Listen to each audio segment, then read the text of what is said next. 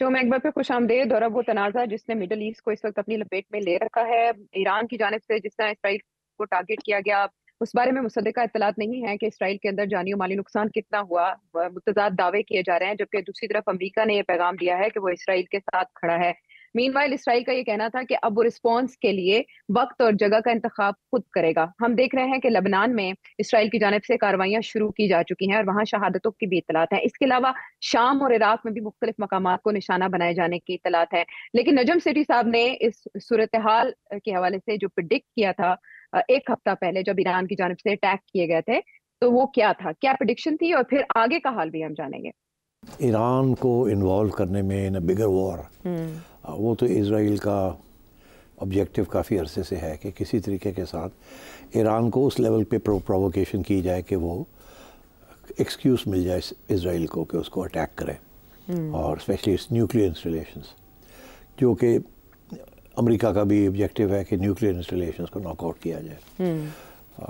तो मगर ईरान इतना प्रोवोक नहीं हुआ। वो चाहते हैं कि ईरान प्रोवोक होके और कोई एक्सटेंड करे रेजिस्टेंस, जिस फिर इसराइल अटैक करे ईरान को। Iran is in very serious trouble. Israel is not in trouble, America is not in trouble, Iran is in trouble. Iran इसलिए इन ट्रबल में है कि अगर वो कुछ रेजिस्ट करते हैं, कुछ प्रोवोक और करते हैं, लड़ते हैं, मिसाइल्स मारना शुरू कर देते हैं, तो that will give Israel the excuse to do what they want to do. Israel के जहन में ये है बात कि हमने गाज़ा तो साफ़ कर दिया, हमास को भी हमने आधा कर दिया ये, मगर ईरान और हिजबुल्लाह जो है वो वैसे ही सॉलिड है अभी भी। We need to weaken Iran, मगर हिजबुल्लाह को हम आधा अगर कर दें और उनको डिस्ट्रॉय कर दें, अच्छा, तो देन हमारे लिए कोई प्रॉब्लम नहीं है इन द मिडल ईस्ट।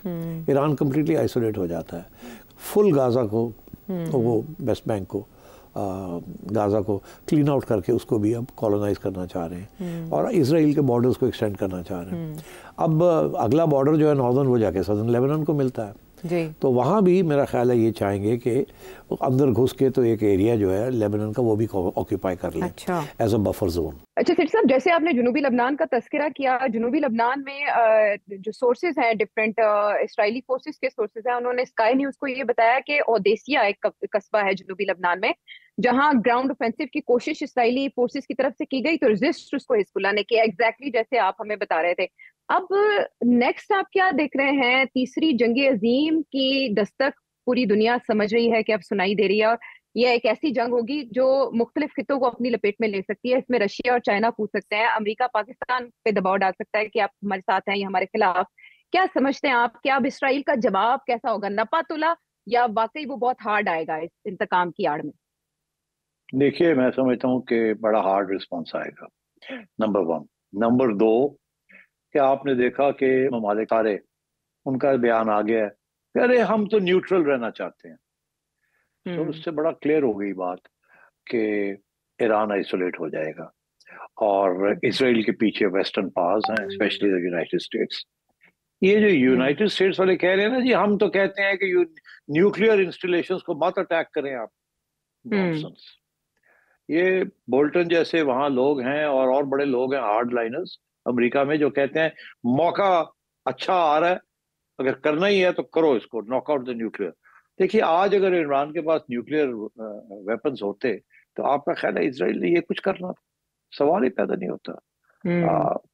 तो इसलिए अब जो रैशनल है, जो लॉजिक है कि ये अच्छा मौका है, ईरान ने मिसाइल्स मारे हैं, हम कहते हैं खास डैमेज नहीं हुआ, फिर वो कहते हैं नहीं नहीं हमने तो उनके एयरबेस को अटैक किया है, 4 जगह पे किया है, ये किया है, वो किया है। तो अब इसराइल की तरफ से आ गया ना कि फिर अब हम बहुत हार्ड एक रिस्पांस देंगे, डिसप्रोपोर्शनेटली। ये भी सारे कह रहे हैं कि, तो अब बात यह है कि इसराइल तो करेगा।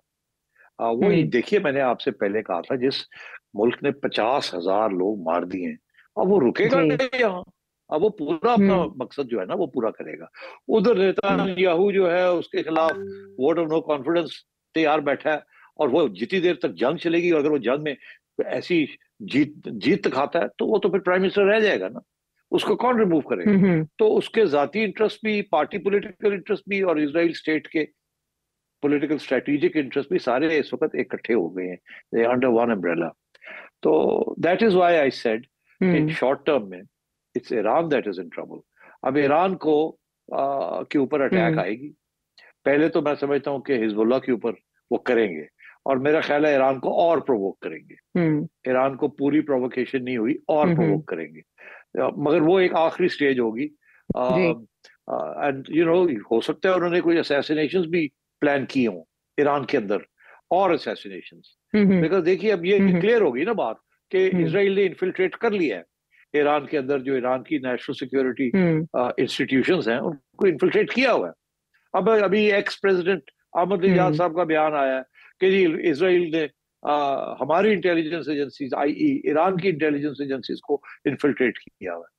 देखिए money is a very big issue, and so therefore greed, and ये कभी कभी ये चीजें कामयाब हो जाती हैं। This is what spying is all about, turning people, getting information, और मोल्स होते हैं। तो मैं समझता हूँ कि अब अगर उन्होंने और असैसिनेशंस कैरी आउट कर दिए ईरान के अंदर, तो फिर ईरान कहाँ जाएगा, फिर और भी ज्यादा सख्त रिस्पॉन्स करना पड़ेगा।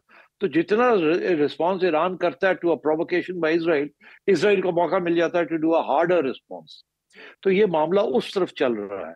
आई फियर दैट ये इवेंचुअली ये ना हो कि वो न्यूक्लियर इंस्टॉलेशंस को अटैक करें, बट आई थिंक उससे पहले इट इज क्वाइट पॉसिबल कि और असैसिनेशंस हों, हिजबुल्लाह की भी और ईरान के अंदर भी, उनके साइंटिस्ट्स, उनके और लोग, आई थिंक दे आर, उनके हेड ऑफ इंटेलिजेंस, उनके ऑपरेटिव्स, रेवोल्यूशनरी गार्ड्स के लोग, इट्स क्वाइट पॉसिबल कि अब इसराइल उस किस्म की जगह जंग करेगा। तो आपके ख्याल में इस सूरत हाल को कंट्रोल करने में कौन किरदार अदा कर सकता है, अमेरिका, रशिया या चाइना? रशिया चाइना तो कुछ भी नहीं कर सकते, और रशिया का चाइना का तो प्रॉब्लम यूक्रेन में चल रहा है ना, आपने देखा, एंड अमेरिका की वजह से वहां वो सोल्यूशन नहीं निकल रही। यूरोपियंस भी चाहते हैं वॉर कंटिन्यू करे वहां, अमेरिका भी ये चाहता है, तो इसलिए रशिया ने तो अभी यहाँ तक आ गया कि उसने न्यूक्लियर थ्रेट्स करनी शुरू कर दी, हम तो न्यूक्लियर वेपन्स भी इस्तेमाल कर सकते हैं। और यहाँ so I don't think they are in play in play here. वो सवाल ये कि ईरान को मॉरल सपोर्ट या हथियार दें, आर्मामेंट सप्लाई करें, ये करें, वो हो सकता है, और वो रशिया कर सकता है, चाइना तो वो भी नहीं कर सकता, या नॉर्थ कोरिया कर सकता है, मगर वो भी वाया रशिया ही होगा। सो अब बात ये है कि आई फियर कि ईरान आइसोलेट होता जा रहा है, तो इसलिए I think Israel knows this, and therefore I think testing times for Iran. और ये भी हैरत अंगेज है कि सेंस करने और कैलकुलेट करने के बावजूद, यानी आपने भी अपने तज्जिए में कहा कि ईरान को प्रोवोक करने के लिए इसराइल की जानिब से ऐसे इकदाम किए जा रहे हैं, किस तरह से लीडर्स को टारगेट किया जा रहा है। ये हैरत अंगेज है कि ईरान ने इस तरह का काम क्यों किया। और ये भी स्पेकुलेट किया जा रहा है कि रशियन प्राइम मिनिस्टर, एक हाई लेवल डेलीगेशन ने 30 सितंबर को ईरान का, तेहरान का दौरा किया, जिसके बाद शायद उसकी शय ईरान ने ऐसा इकदाम किया हो। लेकिन इसके आने वाले दिनों में आलमी सियासत पर और मईशत पर क्या असरात होंगे? सिटी साहब, आपसे ये तजिया जानना बहुत अहम है, लेकिन वक्त हमारे पास खत्म हो गया। तो मैं चाहूंगी कि जो व्यूअर्स हैं वो अपने सवालों के जरिए आपसे कुछ जानना चाहें मजीद, तो ये नंबर आपके सामने है स्क्रीन। मोटी बात कर रही हूँ जाने से पहले जी, we are at the moment, हमें सस्ता तेल मिल रहा है। अगर ये वॉर इस किस्म की चीज शुरू हो गई और क्राइसिस हो गई, तो तेल की कीमत बढ़नी शुरू हो जाएगी, और अगर तेल की कीमत बढ़ गई तो पाकिस्तान की मईशत के ऊपर बहुत नेगेटिव इम्पैक्ट होगा उसका। हाँ, और इस हवाले से ऑलरेडी इतलात हैं कि ये कीमत बढ़ना शुरू हो चुकी है। तो ये खतरे की घंटियां बज रही हैं। मिडिल ईस्ट क्राइसिस से ये ग्लोबल क्राइसिस में भी बदल सकता है। आपने इंडिकेशंस जानी, मजीद जानना चाहें तो इस नंबर पर अपना सवाल भेजें। अगले प्रोग्राम तक के लिए इजाजत दें।